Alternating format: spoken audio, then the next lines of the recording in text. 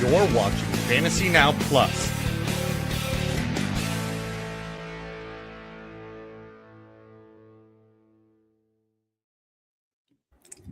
What is up, everyone?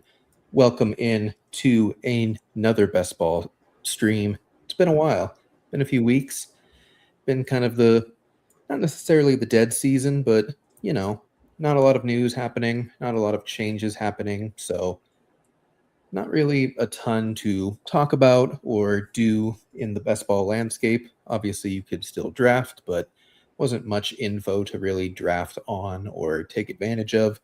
But we're back. It's April. The draft is a few weeks away, and we've got a special little treat here at the top before we get into best ball. We are going to do a first round NFL mock draft. I, of course, am joined by my co-host, Bryan Rockwood. Bryan, how are you doing? I'm doing pretty good. It's been quite a bit since we've been on the live stream here, but I'm excited to be back. You know, to your point, it's not necessarily a dead time of year. Free agency was crazy, and then it wasn't. So a lot happened. I don't know if things changed, if that makes sense. I think a few situations were interesting from a best ball standpoint, but nothing really matters until the real NFL draft happens. So we're here. We're going to see if we can nail it, see if we can figure out in our little crystal ball, see if we can get the first round. I think perfectly, probably. I believe in us at least. Absolutely. But I am just excited to just, yap it up again. Absolutely. What is up, Charlene? Thanks, Charlene. Been a hot minute, but we're back in these streets. Yeah, I think we should just hop right into it. If y'all were not aware, Underdog launched a mock draft site, basically, where you can submit your mock draft and it'll kind of go up on like a leaderboard. They're interested to see who can get the closest as far as like the amount of picks that are correct, all that kind of stuff. I don't think there's any like prize or anything, but you never know. They could pull something out of a hat. They are Underdog. Do you want odds or evens? Selfishly, I'll take odds because I at least know who's probably going to go one overall. But I will say, we'll talk about it. All right, sorry. I'm getting ahead of myself. I will take odds to start. Sounds good. Then you are on the clock with the Raiders. Okay. So I know that you are in on, and I'll call it the, not really conspiracy theory, if you will, but the contrarian theory that the Raiders probably shouldn't take Mendoza one overall. Yes. And today's signing of Kirk Cousins kind of has me thinking I'm on that train now. Because Kirk Cousins is going to want to start, and having, spending your one overall on the QB, not having to play pretty quickly is something we haven't seen the NFL do a lot anymore. Yeah. Like the idea of sitting behind a veteran QB has kind of been shelved for some reason. And I don't really know if that is going to continue. I don't know if they're going to break the trend. Yeah. But they might. And that's the annoying part of the draft. Yep. So it kind of, if you've ever seen like the big old bell curve type of memes there. And I think it's going to end up just being Mendoza one overall. Like, just lock it in. He's going to sit behind Kirk and, learn because they're the same player. We kind of joke, like, they seem like the same personality. I just don't see them going any other direction, really. Yeah. Like, all the defensive players that are up next are all very good. And part of me wants to say, yeah, that would be kind of sick having David Bailey on the other side of Max Crosby or having Arbel Reese on the other side of Crosby. That seems like a pretty worthwhile investment to your defense while you can wait another year on your already kind of weird offense. But I don't know. I just, like everything I've just said, just going to kind of throw it away and just say Mendoza won, and we can move on. Sounds good. Yeah, I'm definitely in the camp of like, in a perfect world, I would not be taking Mendoza one, but you don't get the number one pick every year. Like, you can even try for it and still fail at that. So I understand why they're going to do it. I think it's probably going to end up being the smart move. Whether it actually pays off or not is fully up to him, but they at least have Clinton Kubiak. They at least have two offensive stalwarts around him in Genty and Bowers. They can add more in this draft. Hopefully they add some offensive line. But they did some good things in free agency.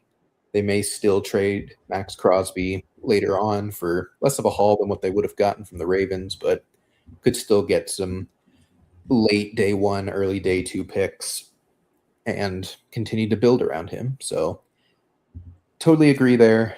I'm up with the New York Football Jets at 2. They need a quarterback, and it's a one quarterback draft in typical Jets fashion. So they're left high and dry. And at this point, they kind of just need to take the best available player, in my opinion. Like, their offensive line is pretty solid. You can always make the offensive line better, but like you have two bookend tackles for the next 5 to 10 years already in place. You've got a running back that you won't let go from jail. So there's no reason to take Jeremiah Love at 2, though that would be a very Jets move. So I think I'm just going to kind of stick to consensus so far. Go Arvell Reese. Whether he plays edge or more off-ball linebacker, I think he's an elite off-ball linebacker that could become an elite edge rusher. People are going to naturally comp him to Micah Parsons. I think Parsons was a much better edge rusher to start, but Reese is a much better linebacker to start. And it's more of just, you hope he develops, but at the very least, he's like a pretty bona fide stud as an off-ball linebacker. And like, the theme of this 2026 class, both in fantasy and not in fantasy, is that the premium positions just don't exist. There's one good running back. There's, we hope, 3 good to great wide receivers. There's one, we hope, good quarterback, and everything else is just kind of up in the air. Like, the tackle class is weak. The edge class is pretty top heavy. So everything is just kind of, some of your best players at the top of the draft are a running back, a safety, and a couple of off-ball linebackers that are kind of weird hybrid players that could have some people freaked out. So we'll go Arvell Reese, but definitely a weird class and a weird draft at this point. And it just doesn't get easier, because now at the 3 spot, the Cardinals have a ton to fix.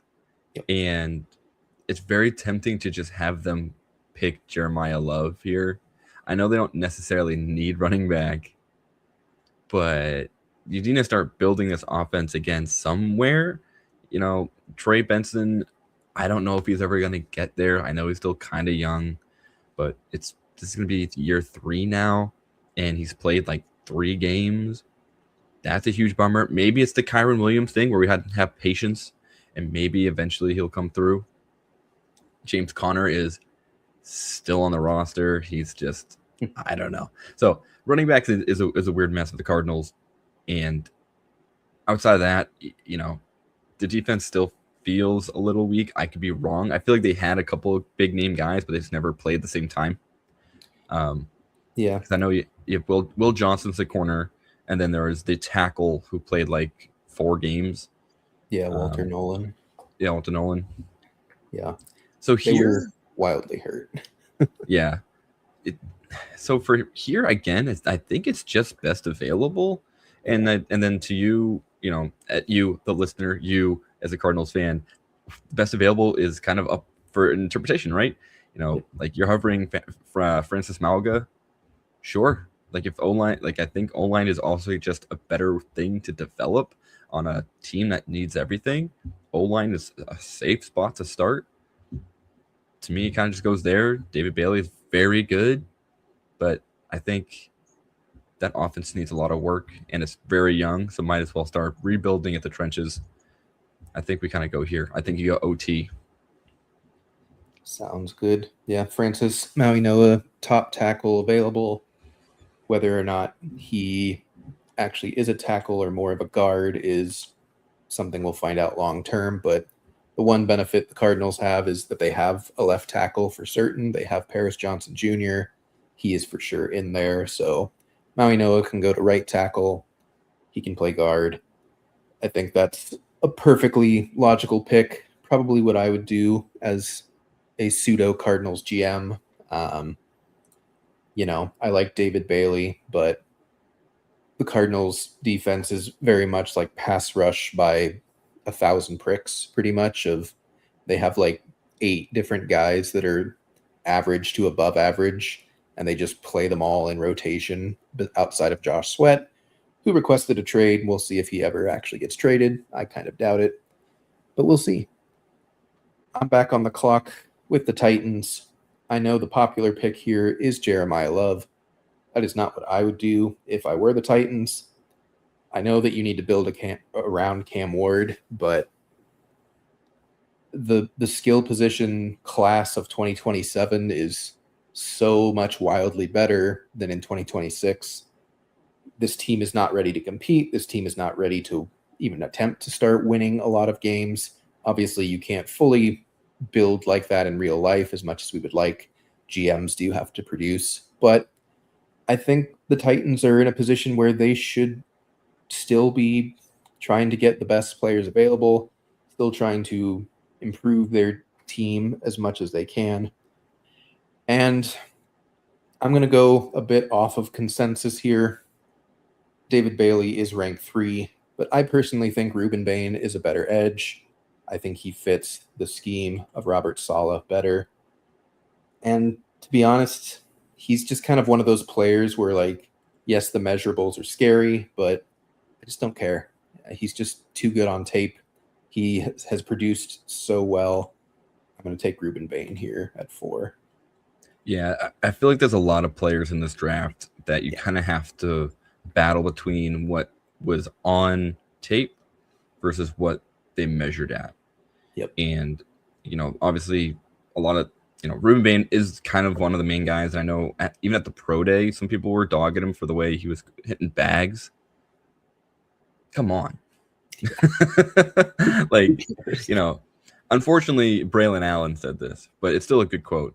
He was talking about, why does it matter how I run in underwear? Yeah. Like, my tape of me in full pads against other people in full pads should speak for itself. Yep. Whatever. Braylon Allen's fine, but it doesn't matter. He's still right. The whole concept is correct. Yep. And nothing is more sure than that, watching all the wide receivers who run 4.2 or under, or I mean, not under, but 4.3 and under, just flame out because they're too fast, and that's all they do. They just run fast in a straight line. Yep. The New York Football Giants are up next, and what in the world do we do here? Because there's really no need to take Love, and that's going to be the name we're going to keep saying for the next 3 or 4 picks, because it's just at the top of our mind as fantasy players. It's at the top of our mind because he is just the best skill position player on the board. So every time a team is on, who needs help, they're in the top 5 picks. They need help everywhere. And, why not have a pretty bona fide blue chip prospect at running back? No, don't. If you have a lot more things to do, don't waste your time on a running back. We've learned it from time and time again. To me, I don't even think the defense is that bad on the Giants. I think their front 7 is very solid. So now we're looking at guys like Tate, Caleb Downs, Mansour Delane. I think this might be where I'm going to go here. I think Caleb Downs might be too hard to pass. I know Tate exists, and Tate being on the opposite side of Neighbors sounds really exciting. I think Tate is still too safe as a wide receiver to take this early. And, I love Sonny Styles. I think he's just a freak. I think if I were on the board here, I think I'm still taking Caleb Downs, despite the fact that I think the safety position is pretty good. The Giants, I think it's just too good of a player to pass. Yeah. And I'll just lock that in, and then I'll let the Giants fans yell at me in the comments. I mean, I see it relatively fair, like regularly in mocks for sure. Like, I think he is that level of safety. You know, he's great in coverage. He can come down in the box. Really, just kind of a do-it-all safety, Derwin James type of player. And this is like we said at the top, this is a draft of non-premium positions. So I don't think too many NFL teams are going to talk themselves out of, well, like, we can't go linebacker at 5. We can't go safety at 5. Like, who else are you going to take? Like, you're going to have to reach on players that are just farther down your board. And that's kind of just bad drafting. Won't say it won't happen because there's a lot of bad NFL teams here at the top, but they shouldn't. I am on the clock with the Browns at 6. They need help kind of everywhere, to be honest with you, but something that I don't see a lot, but I think they should do is take another edge alongside Myles Garrett. I think, you know, he's obviously now the single season sack leader, whether you agree with that gifted half sack or not, but he's a monster. They're not going to trade him. They've said so many times. He said so multiple times. And sometimes when you have a team that needs everything except for a few positions, you honestly should just make your strength a bigger strength when there's not really a clear tiebreaker one way or the other. I don't really want to reach on either of the tackles, Fano or Freeling. I think it's a little early for them. You know, Sonny Styles is good, but they just drafted Schweschinger last year, defensive rookie of the year. They still might get JOK back if he ever is able to return to football. They could use a wide receiver, but they need an alpha. Again, like you said with Tate, I'm not like super convinced that he's just like this bona fide absolute stud at wide receiver 1. They still don't have a quarterback. So, yeah, I think I'm going to go David Bailey, put him on the opposite side of Myles Garrett, make the Browns have a very New York Giants level of front 7. Like, I like that a lot. I just like the idea of when you have a lot of holes to fill on one side of the ball, like, just be a top 5 option on the other side. Yeah. You know, I feel like the Browns have done this. They've tried to keep doing this in the past few years.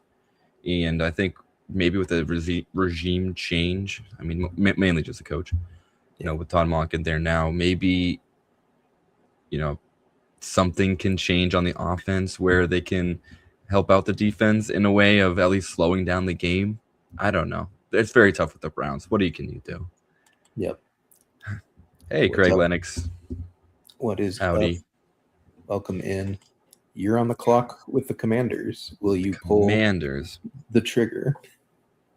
Now, this is the one I think we can't wait any longer. And with what their signings have done the past few weeks, I think they are prepping for a Jeremiah Love.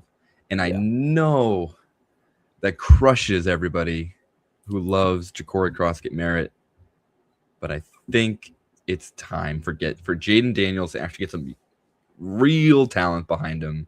You know, I think you just lock this one in with Jeremiah Love. There's a lot of discussion to be had about going Carnell Tate.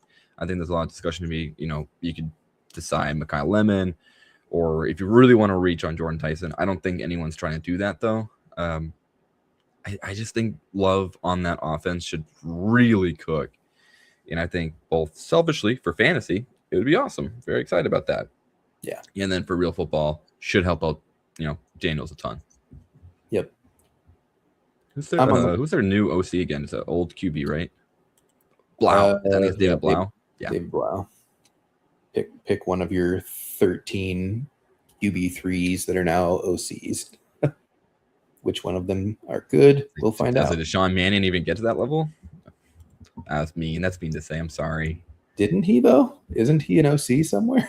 No, he is. I just didn't know if he ever reached QB3 on a depth chart. Oh, I mean, I'm sure the Packers did had at one some point. pretty disgusting QB2s. He might have been a QB2 for them. They were mostly just like, if Rodgers is hurt, our season is over anyways. I'm on the clock with the Saints. Sonny Styles is very interesting at this point, falling a little bit, but I'm still not like the biggest believer in Carnell Tate, but I will say that I'm leaning Tate simply because Chris Olave does have the concussion history. He obviously stayed healthy last season. He looked great with Tyler Shuck. They look like they're going to operate with Shuck as their franchise quarterback for the next several years while he's under his rookie contract, at least, unless he like majorly regresses. But they need to get him another weapon or two.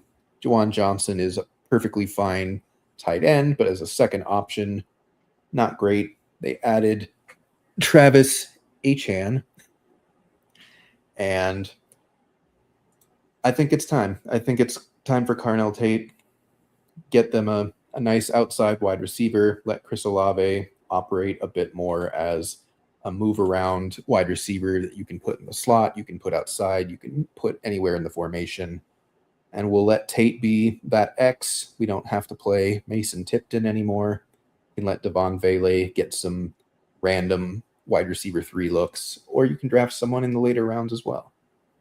Yeah, I wouldn't be surprised if they double up on wide receiver in this draft just to get the depth. I don't know if Bub Means is ever going to get there. Jalen Polk is still on the roster, I think. He's still at least contracted. Yeah. So we'll see. I do think that is a very smart play from the Saints. I think with Kellen Moore's offense, that's like a pretty exciting thing to grab another OSU wide receiver for them. Yeah. The Chiefs, this one might be I'm torn because at this point Sonny Styles should go. Yeah. I think just in general, the Chiefs are gonna try. I mean, this is the first time they've had a top 10 pick in years. So it's about time they just pick another just pure athletic freak than Sonny Styles. I know, on our little needs chart, corner is above like linebacker, and they did just give away Trent McDuffie. But for my money, I think just picking Sonny Styles here is just too good of a value. He fell 4 spots to his, from his overall rank 5, and we're just taking our best ball lessons into GMing and saying, hey, if someone's falling, there's at one point it's gonna be very good value. So Sonny Styles, you are now a Kansas City Chief. Plus, I mean, we saw the freak athleticism. We saw what Styles can do. If he's anywhere close to what Fred Warner is, and that's the level prospect that people are comping him to, like, the Chiefs only care about winning Super Bowls. And to win Super Bowls, you in the AFC, you have to face every single season. You have to face Lamar Jackson. You have to face Josh Allen. You have to face Joe Burrow. Like getting the quarterback of your defense in Sonny Styles that can physically match all of these players and is also great at his position. Like, that's not a bad move at all, especially as you said, his value is probably higher than that, but he just fell in this particular draft based on what other teams needed, what we wanted them to do. So I love that for them. I think that's a great pick. I'm on the clock with the Cincinnati Bengals. Should I take a third wide receiver? They could really use another pass catcher for Joe Burrow. I think you should pick some offensive player for them. They need it for sure. Yep. They do need offensive line. That is in consideration here. Spencer Fano, I like a lot more than Monroe Freeling. But their defense is just so hapless. And, they lost Trey Hendrickson now. It somehow has gotten worse. I don't get it. I think someone pointed out that the Bengals have not tried to get defensive players every year. Yeah. I think, unfortunately, the magic of football and just the torture of GMing is that you have to keep trying. Like, you just have to keep trying to find those players. And I think if you're the Bengals GM again, I think you just pick all 7 rounds are defensive players. Just do anything to once again try to keep up with that. The AFC North is a weird division, but like you need to beat Lamar Jackson. So if you can't do that, that's gonna be tough. I think you just keep going. Yeah, you see their needs. Just the entire defensive position group, nothing but defense. Makes you think. But still think offensive tackle's a need. But I am going to go Mansour Delane here, top corner on the board. They like DJ Turner. I think he's good, but they definitely need another corner, if not multiple. Again, like we said, playing in the AFC North, you need players that can cover. And if you want to compete with the Chiefs and the Bills of the world, you need lockdown corners. You need defense that can actually stop the offense for once. So we'll go Delane here, get them some help. Speaking of teams that need help, the Dolphins are on the clock. Yeah, to me, this is just slam Mekhi Lemon. Let's just replace Jalen Waddle. We need to get another player who can make a difference at every point of the game. So, Mekhi Lemon, you're now heading to it's Miami South Beach? I think, yeah. Yep. Okay. Yeah, and, they signed Malik Willis. If they don't draft anyone, like, he's just back on the Titans, like, just a absolutely desolate situation around him, terrible offensive line. Like, you're just setting him up to fail immediately from the jump. And like, it would make me so sad. I know. Like, you're basically hoping that he's actually good now. And like, I know they didn't pay that much money. There's not that much guaranteed stuff in that contract, but it's still very much like that's not doing him any favors or your franchise, really. So, like that pick, he can play all over the field. He can be in the slot. He will be far and away the wide receiver 1 for that team, and that would be very good for fantasy for us as well. Cowboys on the clock at 12. They have 2 picks in the first round from the Micah Parsons trade.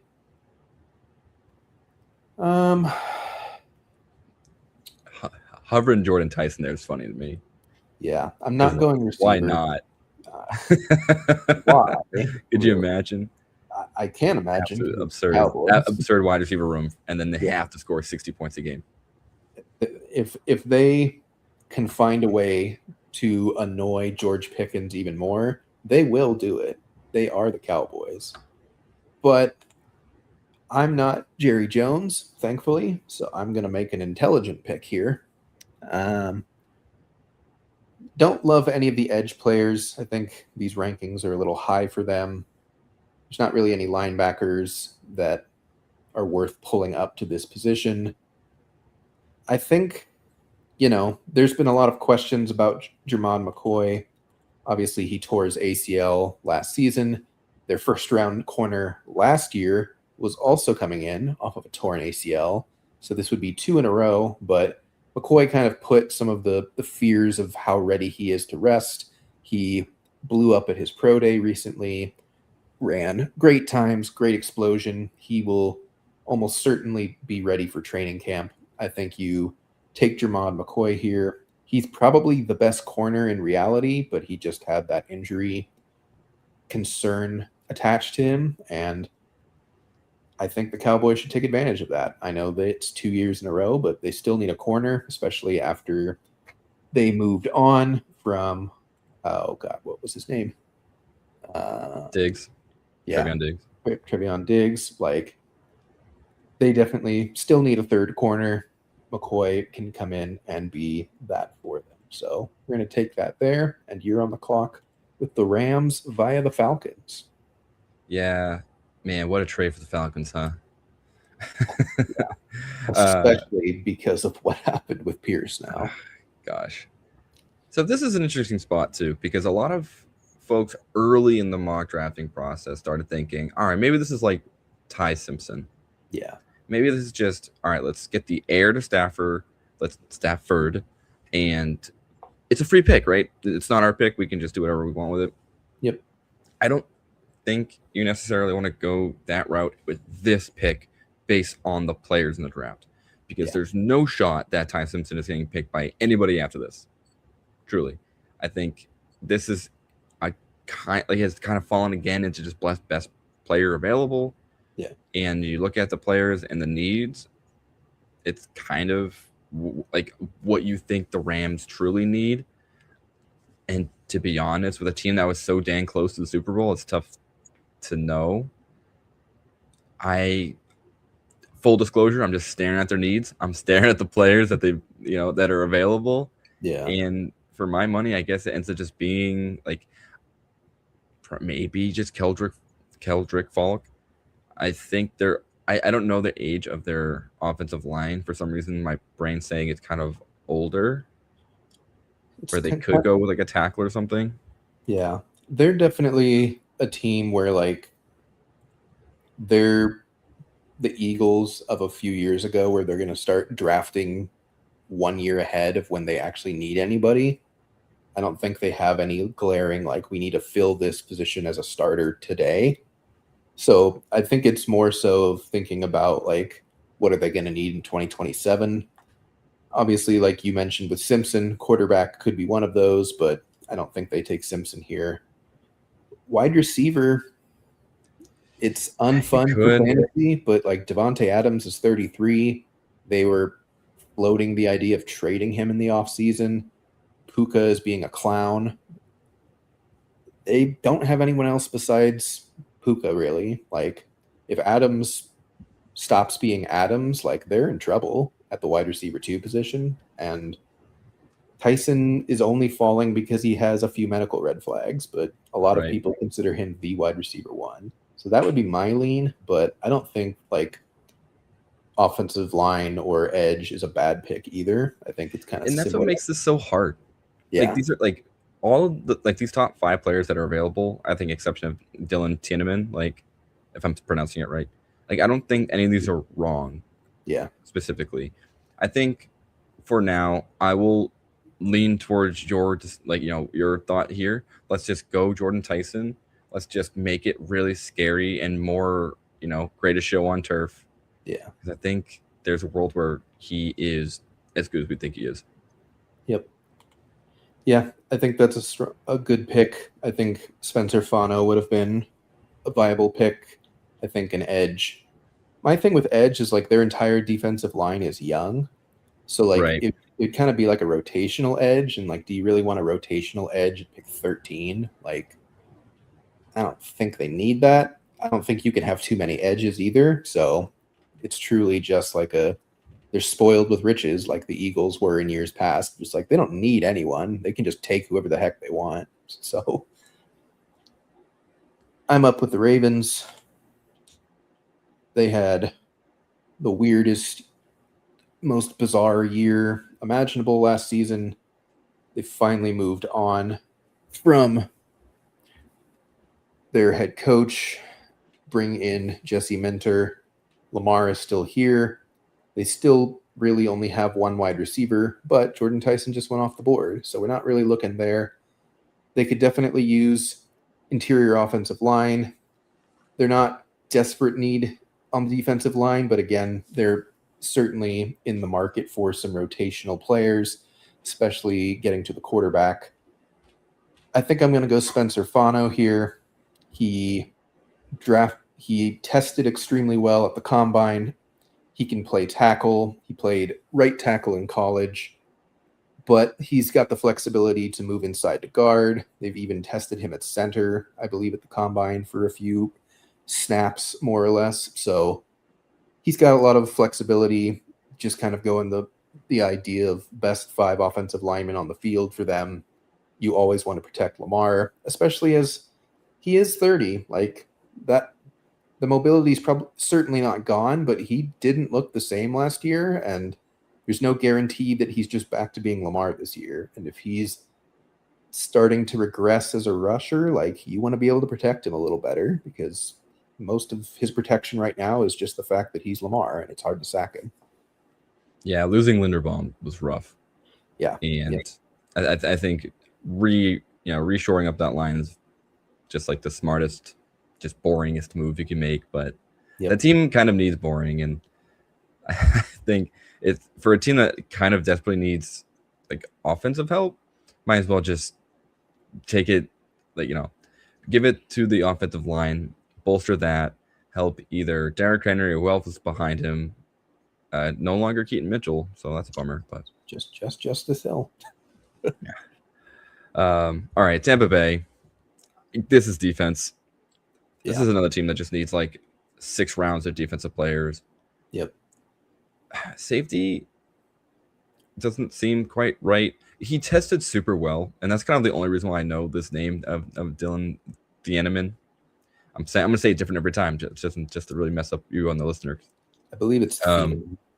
Thieneman. Yeah. Okay. So you were close. No. All right. No. That was my third shot. I think it's going to be one of these 2 edge players. I think I've seen some mocks. They take Peter Woods here. Yeah. I don't really know if it matters too much. You could scroll down and hit that corner. I know the name Akeem Mesidor more than Keldrick Falk, and I think that's because Miami's defense was just so good. Yeah. I would lean towards probably just taking Mesidor only because I don't know much about the other guy. I don't know much about Auburn's team and what they're all about. So I don't know. Do you have like a 5-second pitch on him or no? No, I think Falk he's very like raw from a pass rush standpoint. He's kind of similar to like Michael Williams, who went to the Niners last year in the first round, of like good at stopping the run. Pass rush is kind of a full projection at this point. Mesidor, the thing with him is that he's 25 already, probably going to be 20. Probably going to be 26 by the time training camp hits, if I remember correctly. But that's crazy, man. Yeah. Portal's done some wacky things to these players.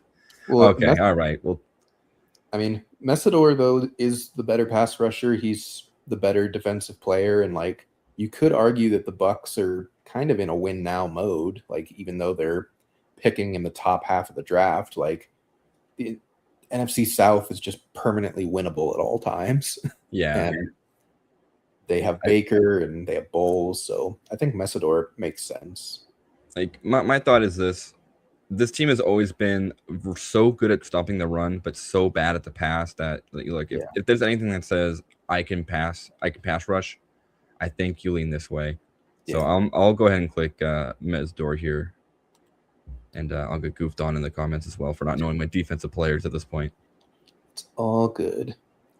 Funny thing about Mesidor is that he used to be a defensive tackle, and he dropped like 50 pounds over 2 or 3 years. So that's why he's such an old prospect, is he basically didn't play as he was transitioning from a defensive tackle to an edge rusher. And then when he finally was ready at Miami, he exploded. So absolutely insane. All right. Yeah. Sign me up. Sounds good. Jets are up back on the clock at 16 via the Colts and the Sauce Gardner trade. I had them take Arvell Reese at 2. Yes, yep. Arvell Reese at 2. They still need basically everything. I'm going to take Dylan Thieneman here. He is a very good safety in his own right. He's not Caleb Downs, but he is pretty up there as far as safety projections go. Very good athlete, very good production. And, the Jets, in needing basically everything, don't really have the ability to be picky. They should just be taking more or less best player available. I'm lower on some of the guys hit the top of the board here as far as how Underdog ranks them. So Thieneman was my best player available to me. I think that's kind of an easy pick for the Jets. They're obviously loading up for the 2027 class as far as quarterback and some of the more premium positions are concerned, and they already have Reese, so they have a premium position, but I think Thieneman really helps bring that defense together. You're up with the Lions at 17 here, lowest we've seen them in a while. I will do the boring thing. We will just build out the trenches. I think taking Monroe Freeling here just seems like a simple answer. Yep. They did just lose a tackle, right? I forget who the other tackle was. Not Ragnow. Oh no, they lost their center. They lost Ragnow. He tried to come back. The league said he failed, and then they lost someone else this season. Yeah. He retired. Either way, yeah, they need line. They need a line. Yep. Next question. Let's go to the Vikings. Absolutely. Vikings at 18. At least for now, they have quarterback solved with Kyler Murray. They were probably really hoping that Thieneman got here. He did not. Wide receiver is interesting. Speaking of in the realm of clowns, Jordan Addison is definitely in that range as well.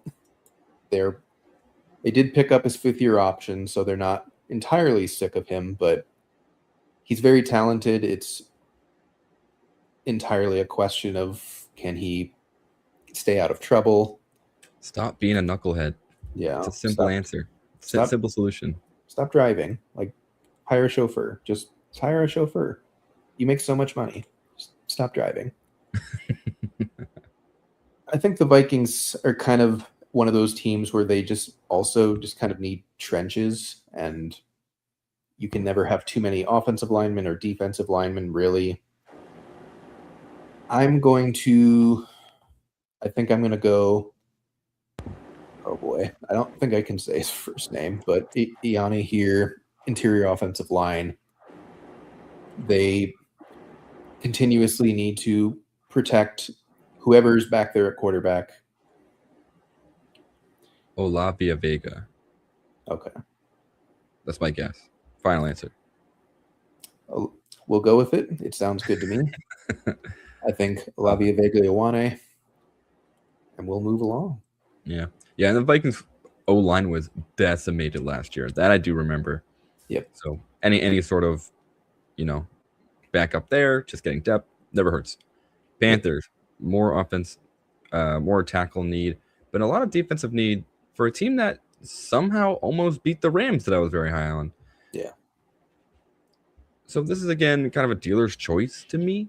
What you think, it's so tough when you don't watch the Panthers that much. You're like, I think they're all bad. The whole team's just bad, and yet they just found a way to win a division. So I will, again, default to just my heart of hearts, boring. I think we just go tackle here. Do they need defensive players? Sure, but just grabbing an offensive lineman to help protect your 5-foot QB, I think is fine. And if I'd make a suggestion, it would be Lomu over Proctor, simply because Lomu is a left tackle. I believe Ickey Kwanu tore, I want to say, his ACL in that playoff game for the Panthers, and they're going to be without him as their left tackle for probably most of, if not all of 2026. Lomu can play left tackle, can play right tackle. Proctor is more of the gigantic 6'8", 360-pound, he's a tackle because he's large, but is probably a better guard type of player. So okay. That would be my suggestion. It is. Sounds good. I think that's a good pick for them. Like we said, offensive line is never a bad pick. I think more teams should build through the trenches, and I think that it's smart to do so, especially with how few actual good offensive linemen ever hit free agency. Cowboys back up at 20 here. They took Jermod McCoy at 12, the corner. I think this is where Keldrick Falk comes off the board. Obviously, they lost Micah Parsons. Falk is still more of a run stuffer with some edge rushing potential, but they're not. They still need help stopping the run as well. That's why they traded for Quinnen Williams. That's why they traded for Kenny Clark.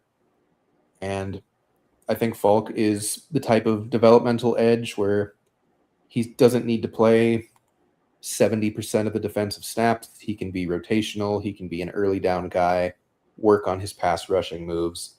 And if he develops, then you've got a great pick here at 20. And if he kind of stays the same, then you've still got a very good run stuffer that can occasionally help get you half a sack with someone else. So we'll go Falk here for the Cowboys and put the Pittsburgh Football Steelers on the clock at 21. Alrighty.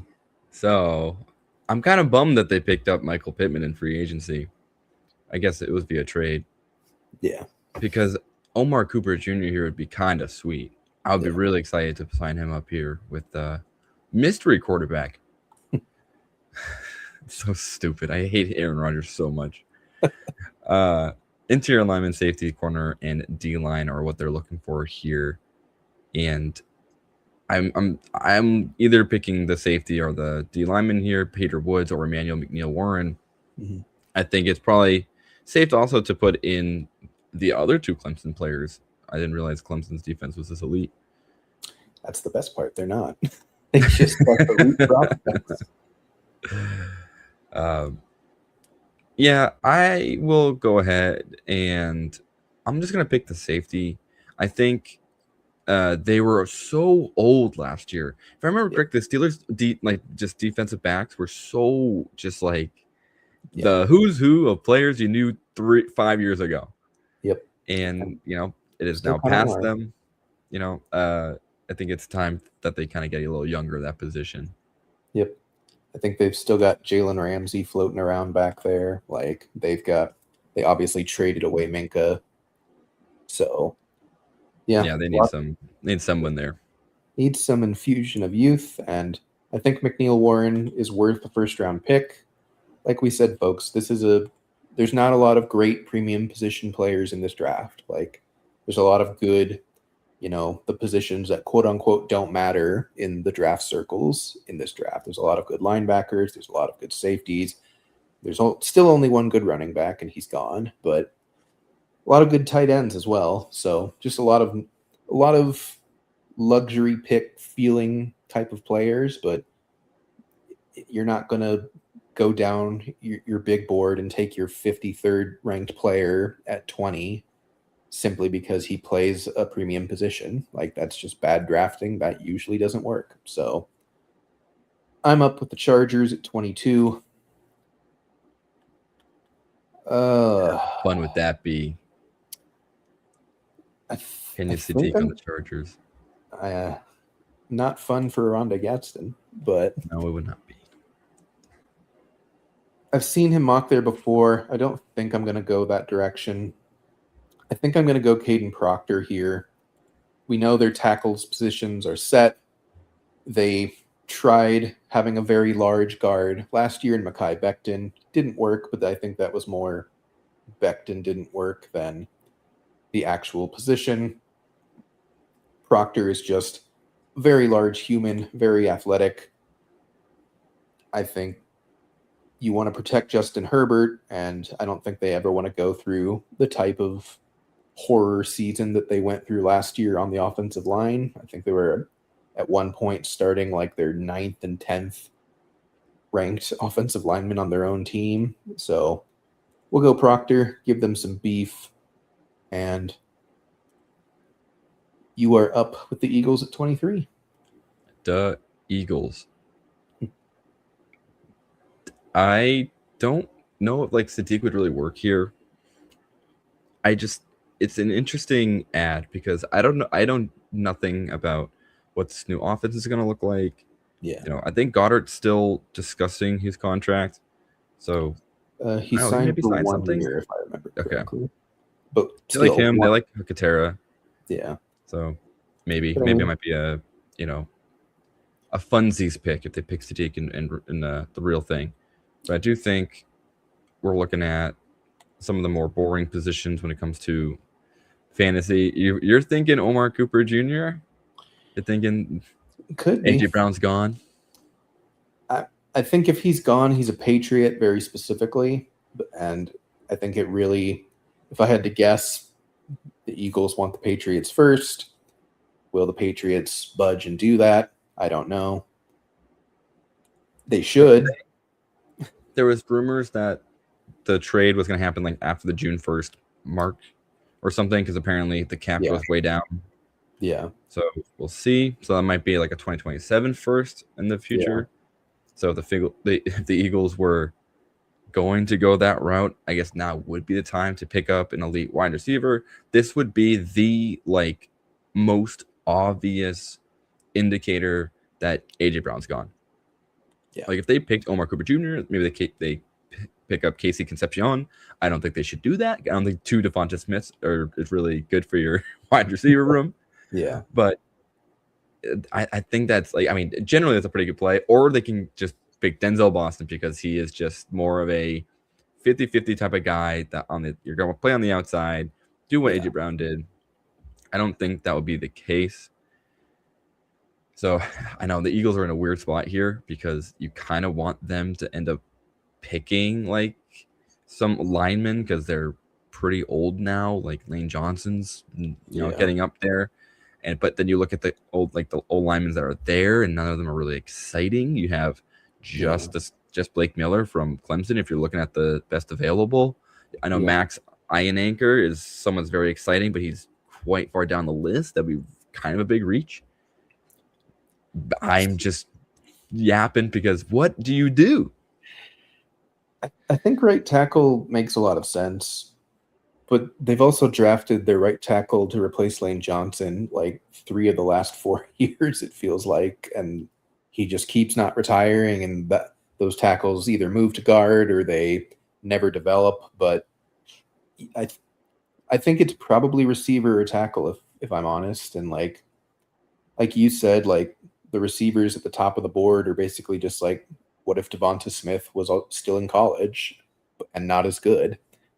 And like, I could see it. Like you said, I don't know if they would flash that big of an indicator, though. I guess like smart money would say they wouldn't do that. Yeah, they would they're gonna pick a wide receiver later in the draft and be like, oh, he's just depth because he's gonna be behind Hollywood Brown. Haha. Forgot. So, for the sake of making sure it's not taking too long, I'm gonna go ahead and I'm just going to pick Omar Cooper Jr. and we're just gonna say this. We're gonna say the Eagles say we don't care. We just want another good wide receiver in the house. Yep. Makes sense to me. Browns are back up. I took David Bailey for them at 6, who kind of fell. I think this is where Casey Concepcion comes off the board. They need weapons. They have Harold Fannin and a very uninterested, overpaid Jerry Jeudy and an injury-prone Cedric Tillman, and that's about it. I think Concepcion comes in, is immediately like a nice slot option, can play outside, gives the quarterback of the future another weapon alongside Fannin. And Browns are kind of, again, in that position of like they need to go offense, but offense is not in a great spot in this draft. But Concepcion is close enough to being a top 30-ish type of player on big boards that I think he's worth taking here. Yeah, and I think that's just it's a weird fit because they have Isaiah Bond there, and they're not a similar player, but they don't really they're not different in size per se.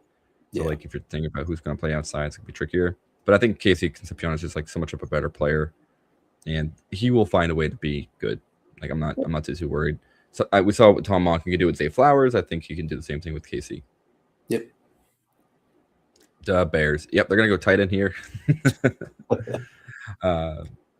Nah, this is just all defense. I think this is just gonna be TJ Parker. I think just another edge is good.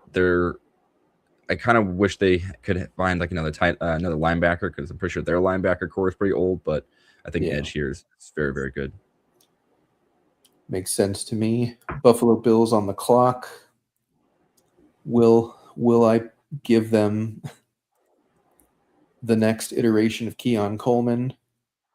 I don't think so. Would be funny, but No, I they're don't not ready think. for that. Yeah, I don't think they go that way. They do need linebacker. I think CJ Allen is another first round worthy type of linebacker. Again, we're talking about a team that's competing for a Super Bowl every single year as long as Josh Allen is there. Facing great quarterbacks, they need a defense that can hold up against some of these players. And I think CJ Allen is, again, just kind of a good off ball linebacker. He's going to be in the right places, he's going to make the right plays, has the athleticism to back it up and be a good centerpiece of your defense for a long time. So we'll go CJ Allen. And you get the lovely San Francisco Niners. 49ers.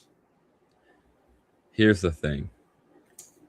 I think with the Kittle injury and Jacob Tongas being a different type of player, I think they might look Sadiq's way. I think Sadiq, if you think about the receiving core in the 49ers locker room, it's bad. It's not awful. It's just the fact that Ricky Pearsall doesn't exist. Juwan Jennings might be out the door. We're not really sure what's going on there. And I forget if they signed anybody. I think it's just DeMarcus Robinson right now. Mike Evans. Oh, wait, and Ayuk, of course. And Mike Evans. And Mike Evans. 30-plus-year-old Mike Evans. Yeah. So they're going to need another receiving option here. I think Sadiq plays that perfect type of like hybrid role. And I think they could do some really fun stuff. I don't think they're going to pick Denzel Boston, though it would be the perfect kind of Mike Evans protege, if you will, because they're going to play kind of a similar type of role. I think Sadiq is too athletic. I think he's too game breaking. I know he's raw. I know he's kind of only had a year production, and even at that 1 year, it's been meh. But I think kind of the physical traits are there. I'm going to send him to San Francisco, try to survive the electrical substation. And see some cool stuff from fantasy. Yeah, I think that's very fair. I think that's something they would do if Sadiq falls that far. I'm lower on Sadiq than pretty much anyone. I just think he's all traits and no production whatsoever. I don't think the NFL is going to agree with me. I think he's going in the first and probably in early 20s at the latest. But if he does somehow fall this far, I think the Niners would definitely snatch him up there. Texans on the clock. Offensive line, just every pick. Find the next OT next to his name, slam it. Yep, and I do think Blake Miller is the best offensive tackle available, has left and right flexibility, has been kind of in draft circles for a while now and kept not declaring, and now he's just run out of eligibility, but it's worked out for him. He's a fringe first-round pick, and I think he really solidifies the Texans, gives them another chance to just put the best 5 offensive linemen on the field. And we saw what CJ Stroud looks like when he's under pressure, and it's not good. So Texans need to do what they can to make sure that that never happens again, because if Stroud struggles this season, his confidence will most likely just be shot for good, and the team's confidence in him will probably be shot for good, and then all of that wheeling and dealing to move up to get him and Will Anderson was kind of for nothing. So, well, I mean, at least Will Anderson is a absolute force. But I hear you, man. The Kansas City Chiefs, I think they're taking Boston. I think with the way this is now shaped out, because they took Sonny Styles early. Yep. And now looking at that wide receiver room, they need a real guy. Yeah. And when you look at the class that's around these players, right? So like if you look at all the wide receivers, the main 4 are gone that we like. So then Boston is kind of like de facto the best player here. You can make some decisions, or you kind of make some cases to keep waiting, and it doesn't really matter. Like, I know we both like Chris Bell a ton. Yeah. Like, the rest of the guys are kind of tough to swing. Yeah. And at least Denzel Boston is, he has the size, he has that outside playmaking ability. if they have Rushy Rice still doing everything he does in the middle, and Worthy is just kind of that speedster who is I don't even know anymore what his value is. Yeah. So I kind of like Boston going here. I think maybe in the real draft they might go another, boring position. I'll call it another defense. Yeah. But to me, I think this is actually kind of a good fit just in the way that this draft in particular has fallen. Yeah. Yeah. I think that's definitely fair. They need an X. We need to stop having Tyquan Thornton and Juju Smith-Schuster and please let Juju rest. Yeah, like please, he has done his job. He just needs to stop, be that stop. wide receiver 5. And I think the Chiefs understand that they need to get back to being the Chiefs. They spent big money on Kenneth Walker. They saw Patrick Mahomes go down. Like, they'll probably invest in offensive line with their early second pick, I would imagine. They could have gone it here as well, but I think any pick there would have been a little bit of a reach. Boston was just good player, ex-receiver on the board. You tie him to Mahomes. Rashee Rice is a very fragile future. He's probably not going to get a second contract with the Chiefs if he even makes it that far. So definitely think that's a valid pick. I am on the clock with the Dolphins. Who did we take at 11? We took our good friend Kyle Lemon. We sure did. Again, with Dolphins, it's kind of just best player available. They need everything. Like, they're just bad everywhere. And just looking at the board from my own kind of personal understanding of the rankings and everything, pretty aligned. I think it's either Peter Woods or Caleb Banks, but I think I'll go Peter Woods here. Let him get off the board. Yep. Good freak athlete inside, a little raw from what we would prefer as far as a production standpoint. That's kind of the name of the game for everyone from Clemson. They're all athletic freaks who just didn't really play well last year, but the entire team didn't play well last year. So kind of up in the air as to what exactly caused that, but we'll go Woods here. You have your last pick of the draft with your New England Patriots.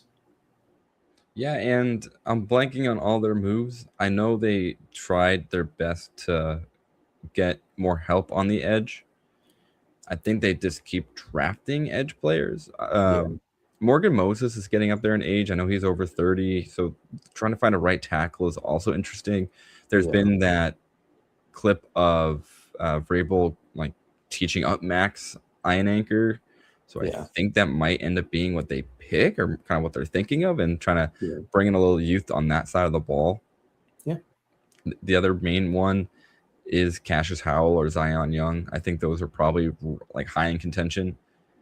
If Sadiq somehow landed all the way down here, I think this is like exactly where he goes. I think that'd be like a perfect spot. Yeah. But I think he like we've talked about, he might be just too much of an athletic anomaly for too many teams to give up on him or that early. So I think this is going to be just a probably edge pick. I think they do just pick Howell out of A&M just because I think they will just like it. Just need to get youth on the defense side. Yeah, they got kind of carved up by the Seahawks in the Super Bowl, which is not really something you enjoy hearing when Sam Darnold is the quarterback. So it was Ken Walker. It was Ken Walker's game. Sam Darnold just he did a little bit, but and Howell is kind of another one of those run defender, pass rush is there, but somewhat of a projection. That's why he's going in the late 30s and not pick 6 or anything like that. So I think a run stopping high potential edge perfectly meets what the Patriots need. So I think that's a great pick. I have the last pick of our draft with the aforementioned Super Bowl champion Seahawks. I will not be taking a running back. I can promise you Why that. not? Come on. There are no running Darian backs. Price? No, absolutely not. That's just That's just Zach Charbonnet with 2 knees, basically, and no ability to catch the ball. So definitely not taking a running back. Corner is interesting. They lost some players in their secondary. They were able to re-sign a couple, but definitely thinned out a little bit back there. Edge rusher is always in consideration, just as offensive line is always in consideration, especially when you are the best team in football and you have pretty much everything you need at this point. I think I will go edge, and I think I'll go Zion Young here. And that... Yeah, I know that's a name a lot of folks like. So him sneaking in the first round, totally reasonable. And if it's not the Seahawks, it might even be earlier. Yep. So that is that for our first round mock draft. I will not be reading that off because that's going to take a long time. If you missed any of it, you can go back and look at your picks. Yeah. I wonder if you can share that with people. Probably. We could probably post this somewhere on socials. The log out button. Let's find out. I'm sure if you hit submit, I don't know if you want to submit this. I guess you can keep doing it. What does it say? Oh, submit as many marks as you want. All right, yeah. So Tim, if you hate this, you don't have to keep it, but we can at least screenshot it eventually. There it is. That's the share button. Yeah. Wow. You can I don't know. You can DM me that on Discord, or you can post it to Blue Sky if you want. Yeah. If not, I'll post it on the main account. And that, let me see. So that's it. So that's how the draft is gonna go. So put in your bets. Feel free to make $1 bajillion off of this if you're so brave. But we've seen the future. Yeah. Congratulations, Commanders, on the Jeremiah Love pick. Absolutely. It's not letting me share, but I can just keep that window floating around and figure it out after. I'm sure. Why not? But in the meantime, we have a best ball draft that we have promised the people. It's the time. It's what we're best at. Let's see here. We got some. Oh, we got War Rooms back, baby. Perfect. I can hop back in there eventually. I'm taking a little best ball draft pause. Yeah. So I'm excited to get back into it and see how the ADP has changed. Yeah. Big board is very close to full. If you have drafts to do, definitely hop in there. That's probably where we're going to be heading today. Most likely we'll take the War Room a while to fill for each draft. Since it's such a small field contest, less people are going to be drafting it. So we'll go into a big board here, 20 seconds per pick. And we'll see how long this takes to fill. We'll also see if I am going to get a location error. Nope, it's going to be perfect first time. It sure is. Waiting on 6. If you want to hop into a big board with us on Underdog, you can do so. If you have not signed up for Underdog yet and want to do so, you can do so with our promo code FN+. That's FNPLUS. I believe it's still, when you play $5, you get $75 in bonus funds to use on more pick'ems. You can use it on these drafts. So if you have not already, definitely sign up on Underdog. Use our code. We would greatly appreciate it. And we want to see you in these streets. It's fun to draft. It's fun to see how ADP changes over time. And you have a shot to win a lot of money if you do everything exactly correct. And, you know, there's not a lot of chances in your life to be able to make 18 to 20 decisions and have it lead to $200,000. So definitely worth taking at least 1 or 2 shots on if you haven't. It's a scratch ticket that you actually have input on, you know? Yep. I don't know if that's a selling point for some folks. But at least to me, it feels a little bit better knowing that I had control over this, kinda. Yeah. The turf monster has the real control over everything. It decides whose ACLs are intact or not. I'll tell you what, I gotta get new earbuds. I don't know. I'm sure everyone's been staring at me playing with my ears for an hour now, but All good. it is, it's all about finding the things that work, and that's why we're here in the off season. We're just working on things. Yep. What can you do? It's just like the pros. No days off. We probably need a training camp though. Probably got to ramp up. Training camp would be big. Warm up the Training camp vocal. actually was just last year's early season streams / pods. Yeah. That was our training camp. Going back Yep. and I should go back and listen to me and Sean's first episode, and then our first episode. Yeah. It'll be night and day for sure. Absolutely. Still waiting on 4 people here, folks. If you want to hop in, you definitely can. Just in the $10 big board, 20-second clock. We will draft when 12 people are in the room. Went a little long, very long, on NFL mock draft, but wanted to show off that new feature by Underdog. Wanted to have a chance to kind of talk through the NFL draft as it approaches, but this will probably be our only best ball draft for this stream, just to have a nice, somewhat shorter stream, a nice short 2-hour stream. Nothing too crazy over here. Truly, just what people expect now with our faces on the screen. Yep. I can kind of start prepping you on some ADP stuff while we wait, I guess.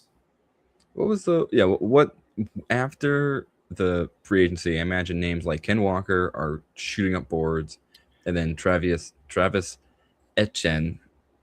Did it really say Etienne? Yeah, it's Achan. Like, I think there's an I, like Etienne, kind of. that's how I'm thinking. I thought it was more like French, like that, like Etienne, like Etienne. It sounds like you're saying Achan with a lisp almost, Right? But yeah, I think it's just, I'm gonna say Achan, most likely. Whatever. It's close, but yeah. The landscape so far, Jefferson is back firmly into the first round with Kyler at quarterback. Right. Puka's been flipped by Chase because of him being Puka. Yep. Devon Achan is weirdly not falling, despite them no longer having Jalen Waddle. So that's kind of interesting. A huge chunk of running backs, though, just like at the back of the first. It's anywhere from Cook all the way down to Walker. Tight ends are starting to fall a bit. McBride is now more of a back end second round pick. Brock Bowers sometimes falls into the third. Okay. Good. We get the 105. Alrighty. Oh, is that new? That little giant yellow bar that says your probable pick? Yep. Now we can never forget it. They installed that a couple weeks ago, maybe just 1 week ago. Whatever. I mean, it's more for the new folks who don't see it that often. I feel like that's just I think kind of like another visual indicator of like, hey, you're this many picks away from being on the clock. So, a lot of us panic anytime there's something new in our lives, but I don't think it really improves or makes anything worse. I think it's just something else on the screen. It just is. Yep. It's just another color. Yeah. So with the Puka stuff, he is falling. There's certainly a chance that JSN goes ahead of him in this draft. Do you want Puka if he's there at 5, or are we going to look more at these running backs or a different wide receiver and let him continue to fall? Okay, hold on. Because I still think, I think just JSN. Yeah, makes it easy. Puka goes at 4. JSN, I like. I don't think Puka should fall, if I'm honest. Like, That's the tough part. like, yeah, the whatever legal stuff happens from the biting is probably the more concerning part than him having clownish beliefs and comments about his beliefs and whatnot, but that's not necessarily something new for NFL players. So I'm not really that worried. Like, I think people are overreacting to the idea that he's been in rehab for a long time now and is continuing to go to rehab. Like, whatever. I mean, like, good on him if he's actually getting rehab. Whether that's real rehab or celebrity rehab, I don't know. I'm not going to make a judgment call one way or another on that. But when he's on the field, he's probably the best wide receiver in football, I would still say. Like, Chase is certainly just as good, but Puka just always wins. Yeah. It's a lot like the Tyreek Hill dilemma. Yeah. For those who, felt like this way. Because there's just so many times where you don't really want to root for that. Like, if something comes out more about Puka, then you're like, oh, man, I don't want to. I don't know. It's very tough. Like, sometimes you can have problems separating your fantasy brain from your, good person brain. Yep. But until I don't know, we'll see. We'll see how Puka does with rehab. I'm hoping I hope for the best. Truly. Yep. I hope he gets the help that he needs, and he continues to be a fantasy football player, but just a little bit like better head on his shoulders. Yep. And if you're someone who doesn't draft knuckleheads, like, totally acceptable stance to take. Like, it's your money in this situation, or your own personal fantasy drafts. Once we get to redraft season, like, you are free to navigate that situation however you would like. I don't think there's a right or wrong answer. Running back has been wiped out, so we're pretty much not going that way. Oh, yeah, it's so goodbye. So hello, a 0 RB. Yep. And at this rate, I would happily accept this. McBride saying end of the second round, that's pretty much right where we're at. Yeah. Like, I'm happy with this. I think, I was going to say Nico. Oh, where'd Nico go? Oh, he's still there. Yeah. Do you want London, McBride? McBride kind of falling, not really. I would probably just take London. Okay. Because here's the thing. There's a world where we could get one of McBride or Bowers. Very rare. I think these drafters here are all thinking the same thing. They're like, all right, we can get one more and then gamble. Yeah. I think that's kind of just where you're at with this, especially with those two players. And then if we don't get Loveland, and then we're just going 0 tight end. I think that's what it turns out to be. Yeah, which honestly I probably prefer. I like Loveland, but he's a little rich for me. Like, I don't functionally see that much of a difference in situation between him and Warren, except that Warren goes like 30 picks later now. Wow. Like, honestly, Warren might have a better situation simply because he doesn't have nearly as much target competition as Loveland does. So a full 2 rounds is pretty absurd to me. But I get it. Yeah, it might be more than 2. It's the crazy part. We're going to get Olave. All right. So goes Chase Brown. I want running Jacob. back.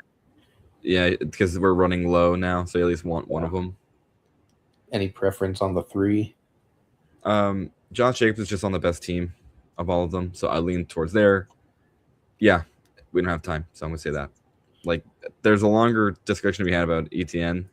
Yeah. Now, that is the initials, not saying his last name. That's just the way that we like to say it sometimes. Yeah. Not even initials, just letters in his name. We'll get there. But Travis Etienne is very good, and he had a really huge bounce back season. Yeah. I'm very curious to see how he plays with the Saints, because that is a different offense. Both Liam Cohen and Kellen Moore have run very well structured offenses, so there should be success. But to me, Jacobs, I know he also carried the ball a million times, but I feel more confident in reliable production from Josh Jacobs. Yep. And underdog is half PPR, so while the pass catching is still useful for HN, like it's kind of less important comparatively versus a Jacobs or a Brees Hall. Like it's more so just about touchdown scoring, I'd say. So Loveland goes. His ADP was kind of around the 40. He actually goes wildly early, but his ADP should have been around 46. It's about 22 picks of difference between him and Tyler Warren. So about 2 rounds, not quite. This 12-hole double tapped Bears, though, which I'm seeing relatively often. So we're about up on the clock already. That's an interesting meta shift. Yeah. Like seeing them double tapping the same team, I get it, because that means obviously that's just prevents you from picking Caleb Williams. Or I mean, yeah, it makes it harder to pick Caleb Williams now if you don't have his main 2 targets. Yeah. Bucky goes. He would have been an interesting convo. Do you have a wide receiver order preference out of all these guys? Devonta goes. My quick glance would be Zay Flowers, and then into Devontae Adams, and probably James Williams and Mike Evans. I think that would be my order there. Not as high on Igbuka. I'm not. Okay. I should be. I should be more excited about Igbuka. The vibe of the flat end of the season really threw me off. Yeah. And I know Mike Evans is gone. I know Jalen McMillan is still just like a Jag, kind of. He's probably a little bit better than a Jag. I think he's probably. I was like, he's probably has a little more juice than I'm giving him credit for. And then Chris Godwin's still there. So there's a lot of uncertainty. And also we got a new offense coordinator again for the 8th time or something in Baker's career. Yeah. I don't know. I as a fantasy football player am really open to a lot of like being wrong. Like I just have a lot of feelings and then I'm wrong a lot, which is a problem. But like it just happens. There's so many players. You can't be perfect. It's impossible. Yeah. But like Bugas is one of those players that like I'm okay with being wrong on. I'm gonna have a low share, and it is what it is. On the clock. I think we just I like Lamar the with Q Flowers. here. I like the Q a lot. I like Lamar here. Yeah. I'd love it. I like Judkins, but I think just stacking Lamar is the adult decision to make, unfortunately. But and it gives us that Konami Cole quarterback. It does everything we need for this roster. I'm in love with the roster currently as is. Yeah, this feels very strong. Start. It's probably one of my strongest starts that I've had for sure. Which is funny because it felt scary after the first 2 rounds of like, oh God, no running backs. We're in trouble. Things are getting scary here. But all right, reel me back in. Carnell Tate at 55. Yeah. Is that normal? Yep. In the past few weeks? Okay. Yeah. Sure, I guess. Oh. So I can kind of run through the ADP change as a whole since we've last gone through this. The running backs continue to rise, except for RJ Harvey. He's the only faller, but like makes sense. Oh. Like Bashal Tootin went at 56 here. Like makes David sense. Montgomery at 54. Like the running backs are just getting it feels like 2022 again of just like any running back with a pulse is going early. And you know, you would think that you should then go 0 RB to kind of go against that grain. The problem is that there's not really any good 0 RB candidates down the board. You kind of just have to accept that you have to take running backs earlier than you would because there is almost no flexibility in there at all, and it's scary. That's nuts to me, but I get it. I mean, it makes sense. Yeah. Scary, and it does make drafting a little harder. It does. Because theoretically, it should push up other wide receivers, but it doesn't even look like that's happening. No, the wide receiver cliff still exists. Like, we're basically at it after, I would say, probably after Harrison. Is the NFL just bad now? Do we have bad players playing the NFL? I'm Tyler Warren here, unless someone I else. like this, and then that's just the top of the queue there. Yeah, with Lamar, like if we didn't have Lamar, I'd probably go Drake May here. But Tyler Warren, smart, safe, just the number one target on that team. Yeah, like I do think he's probably gonna out earn Josh Downs. Yep. And then Alec Pierce got the bag, but they play such different roles. Like, yeah, I would not be shocked if we at the end of the year we see once again Warren having more receptions and targets. Yeah, I just like this entire range in the late 6th, early 7th is just like permanently gross to me. Like, I love Jordan Tyson. He's pretty much the only guy I really want here. Like, we're talking about 6 fluke games of Parker Washington.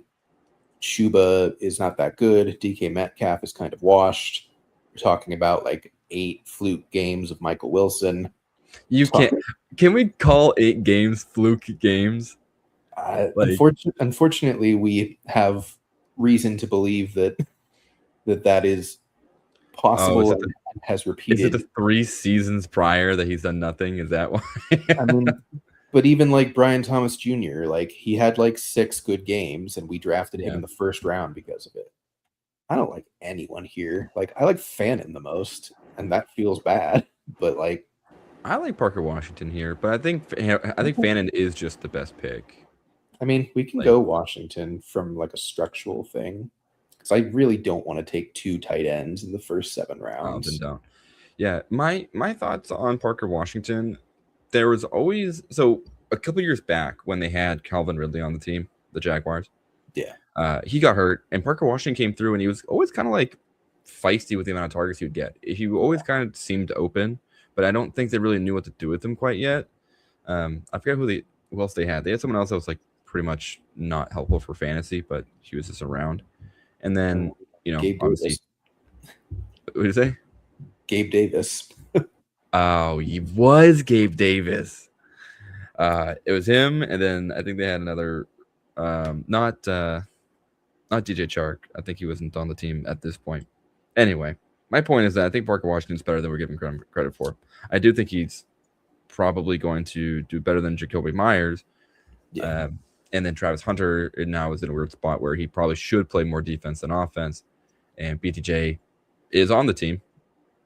No idea what his role will look like next year. I don't know if he has the yips anymore. I don't know if he gets traded. I don't know if he's just now just like a sacrificial X where he's just running wind sprints down the sideline. So we'll see. I like Parker Washington at the moment. Yeah. I figured out why the 12 hole is taking all bears. Chi-town all day. All right. We've cracked the code, folks. The game within the game, sometimes it's important to realize what's happening. Yeah. And you're going to get people like that. And to be fair, most of it is relatively close to ADP. Like, he didn't go absolutely wild, but I love that. I love the Swift into Caleb Williams double tap though. That seems pretty good. Yeah. Wow, and you got basically all bears except for Rome on that team, so that's fun. Who took Rome? Who did it? No one yet, right? I don't think Rome's. Oh yeah, our 1 seed. Rome Read the room. One spot. Rome at the 5-1 is kind of early, actually. I'm surprised he went that early. Oh boy. This is just gross again. I don't hate. Oh, he's on Pittsburgh. Wait, who just got signed to the Lions then? Who'd they just pick up? They picked up some of their bruiser back. Pacheco. Oh, right. Algier, I like, just because that offense is weird. And we could ruin Chi-Town's day and take Monangai as well. God, I love Monangai so much. I don't want to do that to him. It would break his heart. Their heart. I don't know if it's more. I think we'll do Algier. I think Algira Dial are like kind of your main two pull for emergency purposes. Yeah. And like he's the starter for sure. How much work he gets, we don't know, but he will almost certainly be the goal line back, and he'll be the early down back, and whatever pass catching he gets is a bonus, but he'll almost certainly split some with James Conner. But I think Algier is a perfectly fine pick and is a decent bet for 10 gross touchdowns in a season. Oh, we might get Menungai anyway. I'm surprised. Like, it's a bummer because that's like kind of the correct play. Yeah. I don't mind Laporta or Kraft as well. Do we have any other stacks? Not really. No. Well, we could do, I mean, you could pick up Kraft and then aim for Love on our next to get our second quarterback. Yeah, I don't think Love makes it back to us. And Kraft goes anyways. Oh, okay. Makes it easy for us. Menunga, I'm with you on Laporta here. I do like J.K. Dobbins. I don't know if it's stupid to pick him. No, I think Dobbins probably makes more sense than Laporta, to be honest. Like I think the whole Dobbins-Harvey combo is very cut and dry to me. Yeah. Like the Denver Broncos would not have brought back Dobbins after that injury if they didn't love him more. Yep. Simple as that. I mean, Harvey was not good in the playoffs. He wasn't even really good in the regular season either. He just broke a couple screenplays for big plays. He kind of had almost the exact same season as Trevion Henderson, and Henderson is keeping his late 4th round, early 5th round price for some reason, and Harvey is at least dropping into like the 70s now, sometimes even the 80s. I still don't love the price of Harvey in the 70s, but it's at least a lot more palatable than it was at the beginning of draft season when he was right in this area as well. So, yeah, I like Dobbins. He has some juice. He's only like 27, I think. Like, he's not old. Well, that's the thing. Harvey's 25. Yeah, like Harvey is old. Oh, so, God. Yeah, I think Dobbins makes sense for our team, works well there. He's someone who will hit our flex probably like 40 to 50% of the time. We have 3 strong wide receivers that should be hitting our lineup every single week, more or less. We're good at quarterback. We're good at tight end. Parker Washington will probably be flip-flopping some of those weeks with Dobbins or Algier for a flex spot. And everything else at this point is just like depth and hoping for spike weeks from some players. So I like the fun part of the draft, if we will. Because now you're just thinking, now you're just lying to yourself about, oh, this can happen. Yeah. Wandale to Tennessee. Give me your thoughts on that one real quick. I mean, like, it's better than anything Cam Ward has had, but I just don't think it's going to matter that much, if I'm honest. Like, Dable is the AOC, just follows them around. Yeah. I guess like, he dragged Wandale to them, but I guess I'm just still kind of skeptical, like how good Wandale actually is, or if he just kind of got lucky and got fed everything because there was no one left. I think that's the answer. Alrighty. This all sucks. I kind of want Malik Willis out of all of these people. I think you take Malik Willis. I think this gives you, again, another QB who should have at least some potential upside for rushing. Yep. I think we might have even talked about this last time we drafted about, I think he had like 3 or 4 games of like over 40 yards rushing. Yeah. Which is pretty good. Yeah. The biggest meta, and it was kind of already there when we drafted last time, but it's like even worse now, is just like basically all the quarterbacks that are going to start a game are gone by round 13. Like, we're taking Jacoby Brissett at pick 156 now. Like, what are we doing? Like Gino is 170. It's just, you absolutely cannot wait on quarterback. You will get shut out. You have to just reach and take your guys every single time that you think. Like, I think we should take Darnold here, stack him with JSN, and just be done. I am okay with that. looking at the players too that would be around this area, that's fine with me. Yeah. And that's a horrible decision. Like it's awful to say out loud like that, but Yep. it's just the reality of the situation. Yeah. Like, it doesn't feel good to take Sam Darnold in the 11th round, but you just kind of have to. Especially, and he's your QB3. Like, it just feels gross. It really does. But, like, you know, you're hoping Lamar's hitting your lineup 80 to 90% of the time anyways. And then if Willis is good, he's going to seesaw a little bit, and you have Sam Darnold to cover any bye week shenanigans if Miami and Baltimore have the same bye week somehow, and that's your room. Yep. I forget now at this point we're drafting without knowledge of bye weeks. So we need to have that third QB.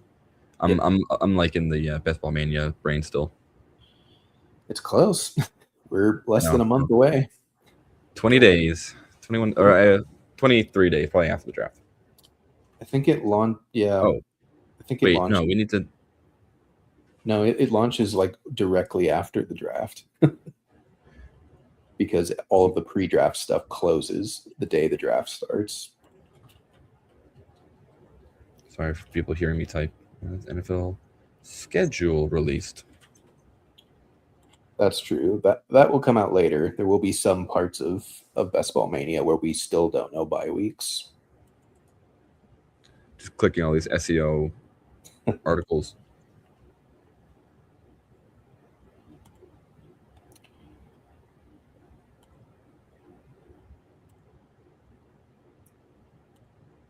So last year's was in May. So a couple weeks after. All right, so around 2 weeks after the draft. Yep. All right, we're looking at Juwan Jennings, who's trying to find a wide receiver 1 contract. Bill might be usurped by Gerald Love. Yeah. I love Jennings here. I don't know about you. I think it's worth it. Juwan Jennings is clearly a good wide receiver 2 on a team. Yeah. It's just where does he land? Like, what team thinks he's there? Like, if ends up staying in San Fran, that's good. That's a good thing. Yeah. Well, something that has been brought up on a couple other best ball streams, like ship chasing and all that, is like everyone who isn't signed right now, like same with Stephon Diggs, like they're only not signed because there's basically like a clause of like when they're waiting until after the time period where you get comp picks for signing players. And like both of them would get comp picks if you sign them before a certain date. Yeah. Like, I don't think I knew that part, but I just figured it's draft season. Why would they waste money? Actually, should we go Andrews double stack? Yeah, we just have we have 2 tight ends. We have just Warren double stack. Yeah. Late pivot, but I realized that we were kind of in tight end land, and it's going to start looking pretty gross when we come back around. And so they'll need to find another tight end because likely is gone. Yeah. I mean, they may just not. They may just be like, well, likely's gone. Back to all Andrews. That would be pretty sweet because then everybody gets the discount on Mark Andrews for fantasy. Yeah. They're probably going to take someone on 3rd, 4th, 5th round. Like, I doubt it's Sadiq. It could be Sadiq. Like, I wouldn't be shocked if it's Sadiq, but it'd be kind of silly based on what other needs they have as a team. Could be Stowers in the 2nd, or it could be one of these 50 different tight ends that are okay college producers that are great athletes that are entirely landing spot dependent based upon whether we care for fantasy or not. So yeah, whichever one of them inevitably lands in Baltimore will probably be somewhat fantasy relevant and will matter, but there is literally no way to know who that's going to be yet. Emmanuel Wilson's a pretty good pick there. Yeah, he's rising. I mean, I remember when I think we got him in like the 18th round at some point, and now he's the first pick in the 14th and still going up. Like, it's not a bad pick, but like, it just goes to show that how much prices change with one piece of news, like going from pretty much the locked in number 2 in Green Bay to like unknown what he is in Seattle. He jumps a long ways. I'm very pro Diggs here if he's still there. With our wide receiver room, sure. Why not? I guess. Oh my. I guess it's Emmett Johnson. I think you just take a rookie instead. Okay. Like Pacheco, I don't even know if it's good enough to be the goal line back. Yeah. Like he's definitely a change of pace. He's definitely just someone that's safe and just a real bruiser type. But I don't know what his role is going to be like on that team. They could just draft someone and he's just completely pointless. They paid him like it's just dust. Yeah, like paid him like what, $2 million? Like he is not locked in as their 2 by any stretch. It could be Emmett Johnson. Like they could easily take someone like that, get similar abilities, possibly even a better runner than Pacheco. Like I don't think Pacheco's locked in at all, and I kind of don't want to be taking him this early until I know for sure, because he has a lot of risk of just becoming dust, I think. Yeah. In fact, I'm going to remove him from the queue.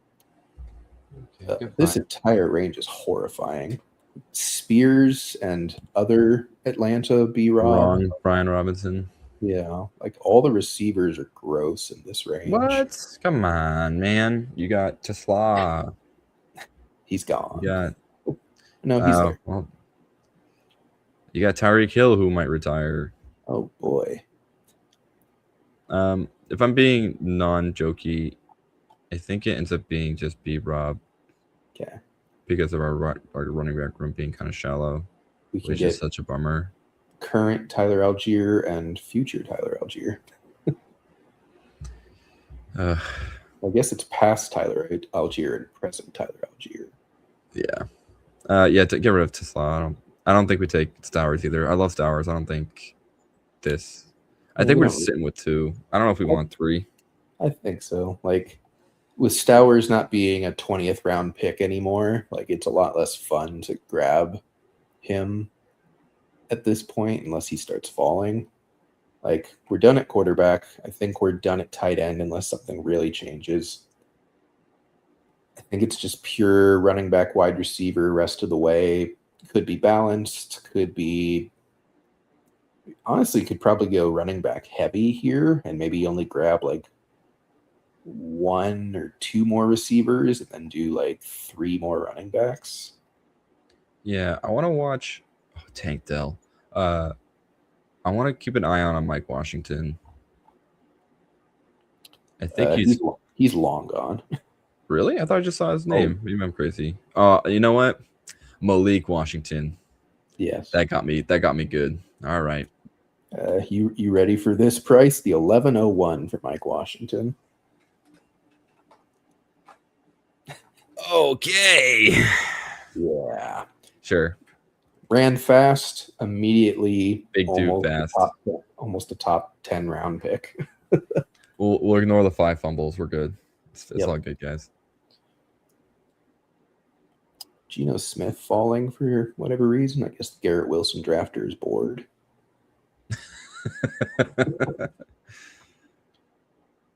I don't really need it yet. Not yet. Like Tucker and Bigsby are fine. Mooney and Kirk are fine.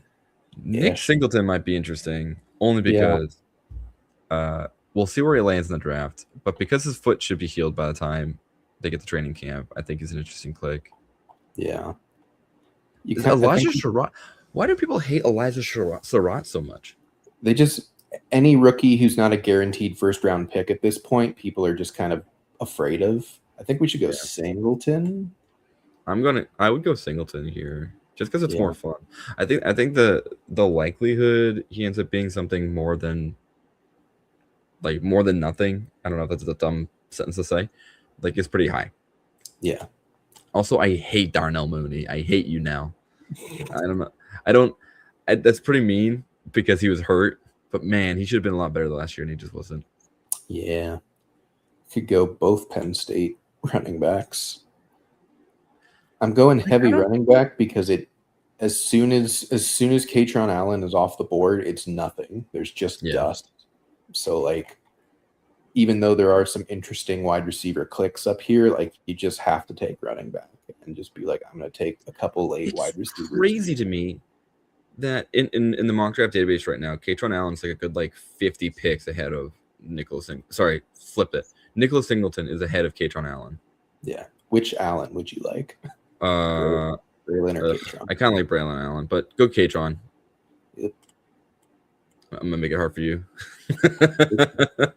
I only like Braylon Allen because I don't know what the future of Breece Hall is, and they didn't sign him, right? They tagged him. They tagged Breece Hall. Which, like, man,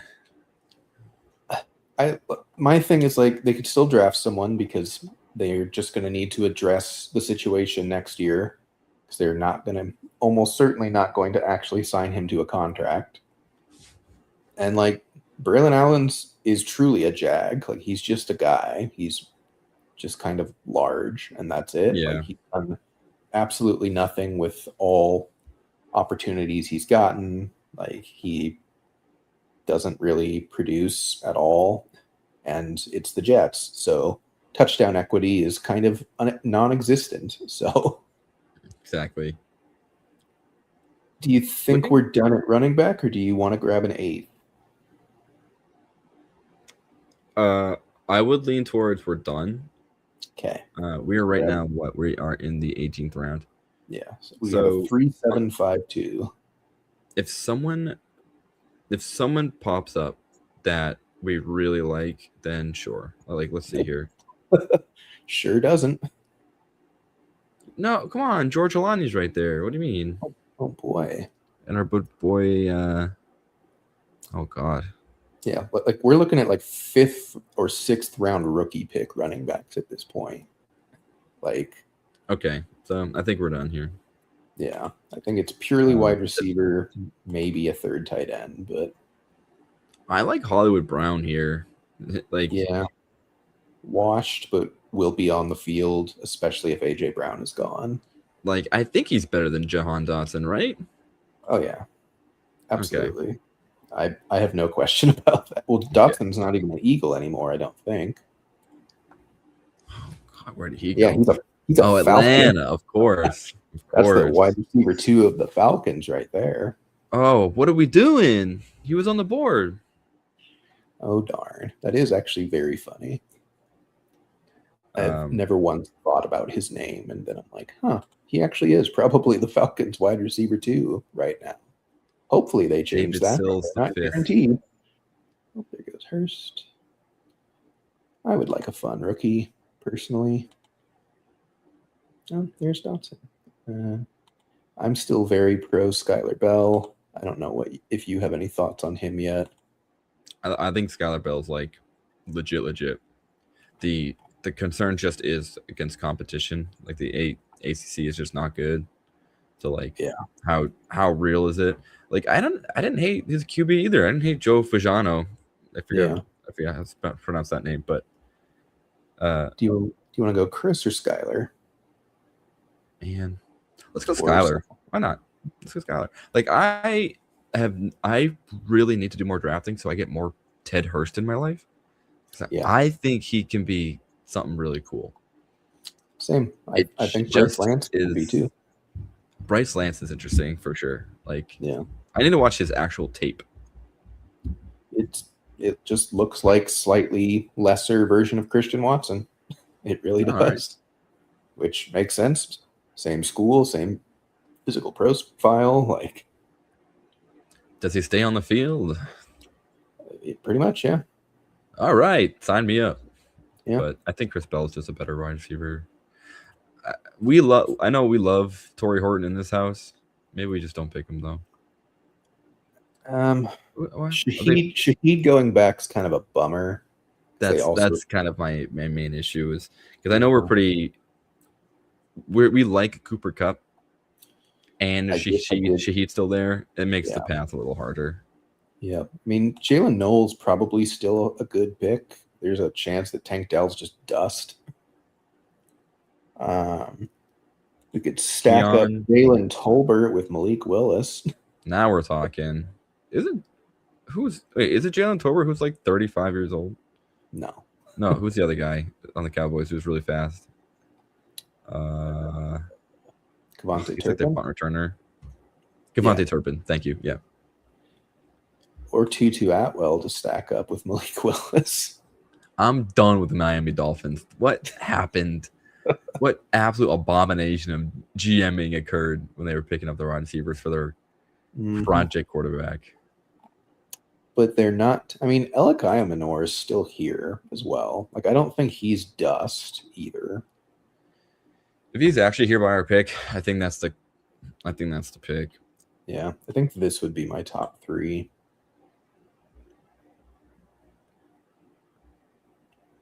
Get Darius Slayton out of there. You're never picking Darius Slayton.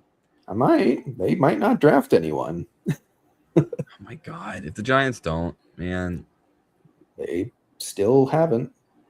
I know. You good with Ayamanor over Vele or Noel or anyone else? I am. I really like him. And I do think he's young enough. And I do think he showed a little bit enough for me to be like kind of excited going into this next season. Very cautiously optimistic because it's the whole Tennessee Titans as a whole are brand new. And yeah. Alrighty, folks. We did it. Got through 20 rounds. I'll recap the team real quick, and then we'll kind of get out of here. Finished with a 3-7-8-2 build. 3 quarterbacks of Lamar Jackson, Malik Willis, Sam Darnold. At running back, definitely went hero RB here with Josh Jacobs, Tyler Algier, J.K. Dobbins, Emmett Johnson, Brian Robinson, Nicholas Singleton, and Katron Allen.